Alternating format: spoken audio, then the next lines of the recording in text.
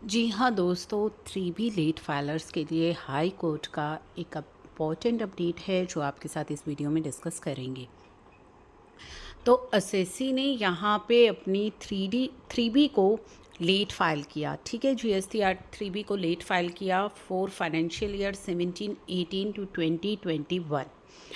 Late file अगर आप 3B को करते हैं तो उसके क्या कंसिक्वेंसेस होते हैं। लेट फीस तो आपको पे करनी ही पड़ती है, साथ ही लेट पेमेंट ऑफ टैक्स पे इंटरेस्ट आपको पे करना होता है।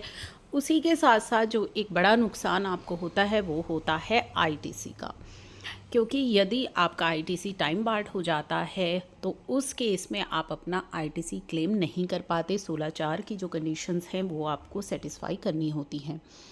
तो यहाँ पे एसएससी की जो लेट फाइलिंग की वजह से उसका जो आईटीसी क्लेम है वो डिनाई किया गया, क्योंकि वो टाइम बार्ड हो गया।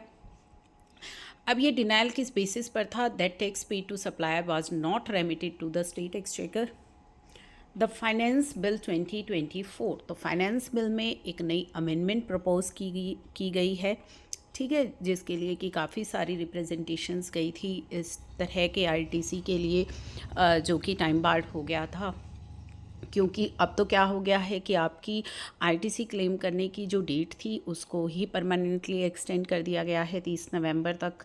पहले जो आपको आईटीसी क्लेम करना होता था वो करना होता था कि जब पर्टिकुलर फाइनेंशियल ईयर आपका एंड हो जाता है तो उसके बाद जो सितंबर महीने की 3B फाइलिंग की ड्यू डेट रहती है तो उस ड्यू डेट तक आपको आईटीसी क्लेम करना होता था। उसके बाद अगर आप फाइल कर रहे हैं 3B तो आप आईटीसी क्लेम नहीं कर पाते थे। ठीक है, ड्यू डेट के बाद अगर फाइल कर रहे हैं, लेकिन अब ये डेट परमानेंटली 30 नवंबर कर दी गई। तो अब तो कोई दिक्कत नहीं थी, लेकिन जो पिछले फाइनेंशियल ईयर हैं जिनका कि आईटीसी डिनाई किया गया इस वजह से कि वो टाइम बार्ड हो गया है 16(4) के अकॉर्डिंग, तो वहाँ पे फाइनेंस बिल में एक अमेंडमेंट प्रपोज की गई है for allowing ITC claim for return up to 30 November 2021 तक। अगर आपने फाइल कर दी है इन फाइनेंशियल ईयर्स की रिटर्न तो आपको आईटीसी मिल जाएगा। ठीक है, कि स्पेसिफाइड फाइनेंशियल ईयर जो 17-18 से स्पेसिफाई किए गए हैं 2021 तक।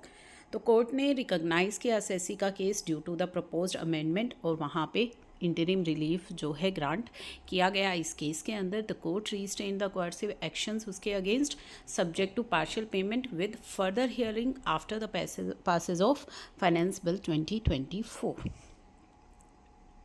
तो फाइनेंस बिल की ये अमेंडमेंट भी हमने आपके साथ डिस्कस करी है अपनी वीडियो में। तो ये एक इम्पॉर्टेंट अपडेट था हाई कोर्ट का अधिराज डिस्ट्रीब्यूटर लिमिटेड के केस में। तो ऐसे काफ़ी सारे केसेस हैं जिनमें कि इस तरह का जो रिलीफ है वो आपको मिल सकता है। तो इन केसेस का रेफरेंस लेकर के आप भी अभी जो है नोटिफिकेशन नहीं आई है उसकी, ठीक है, सर्कुलर आएगा जैसा कि अभी काउंसिल मीटिंग में बोला गया है।